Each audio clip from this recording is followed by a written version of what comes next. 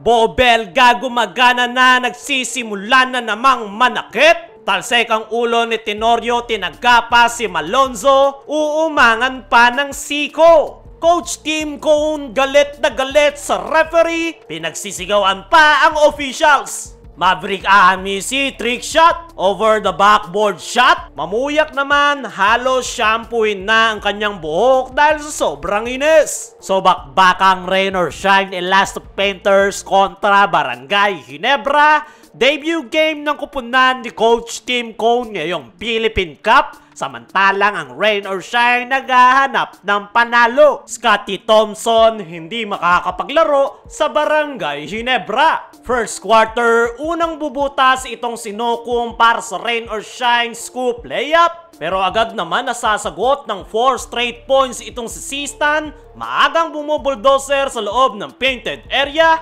10-minute mark naman nang maipasok ni Malonzo ang kanyang first field goal shot. Palitan lang ng puntos ang dalawang kupunan sa unang mga minuto. Stanley Pringle aggressive. Agad naman niyang sasagutin ang floater shot ni Asisio. Bahagyang ang nakakalayo ang Barangay Ginebra. Nagsisimula na ring uminit ang kanilang 3-point shot sa pangunguna ni Jamie Malonzo. Lolobo na sa 6 ang abante ng Barangay Ginebra. 5-minute mark.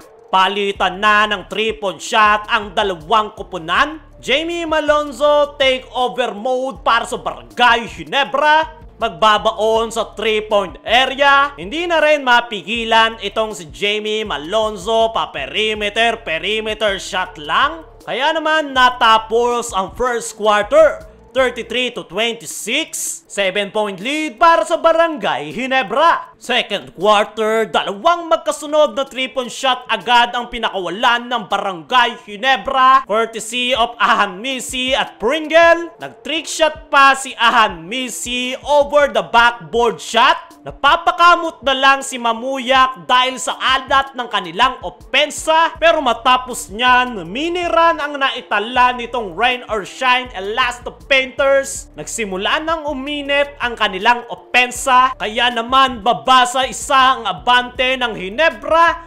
49-48. Pero biglang ang nag-init sa 3-point area. Yung dalawang rookie ng Barangay Ginebra na si Donald Gumaro at Rafael Cu. Pero tuloy-tuloy pa rin yung magandang opensa ng rain or shine Elasto Painters. Ilang fast break rin ang kanilang naitala dahil sa turnover ng Ginebra. Kaya naman natapos ang first half 58-52. 6-point lead para sa Barangay Ginebra. Leading scorer sa Ginebra, Jamie Malonzo with 17. Asisio naman with 16 points. Tumaya gamit ang ating sponsor na 1xBet. I-click mo lang ang link sa comment section. Mag-register at ilagay ang ating promo code na 1xBallers. Mag-deposit at matatanggap mo agad ang 7,000 bonus galing sa 1xBet. Pagpasok ng third quarter, mainit ang opensa ng rain or shine Elasto Painters. 8-2 run agad ang kanilang naitala sa unang mga minuto ng third quarter. Nagawa na nga ng rain or shine na maitabla sa 60 ang laro. Pero matapos nga yung timeout ni Coach Tim Cone,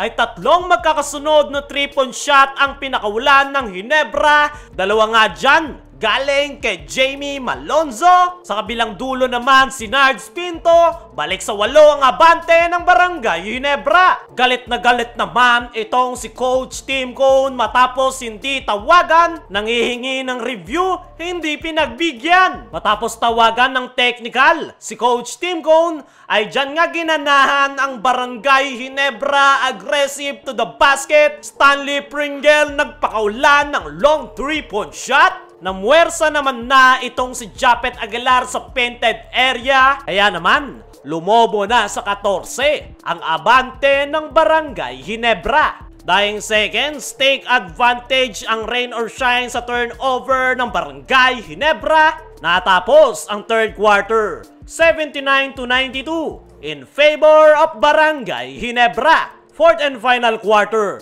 aggressive start para sa Barangay Ginebra. Atake agad si Maverick Ahanmisi, reverse layup, pero agad nasasagot itong si Mark Borboran. Palitan lang ng puntos ang dalawang kupunan. One dribble pull-up ni Asisio, magbabaon pa siya ng 3-point shot. LA Tenorio talsek ang ulo matapos bigyan ni Bo Belga. Biglang ang nag-struggle yung opensa ng Barangay Ginebra. Hindi nagpapapasok ang kanilang tira. Tinake advantage siya ng rain or shine. Belga mainit na. Nagkakapisi-kalan na, tinagapa ang kamay ni Malonzo, uumangan pa ng siko. Pero dyan nga ginanahan ang Barangay Ginebra at kontrolado na nila ang laro at sila ang kukuha ng panalo.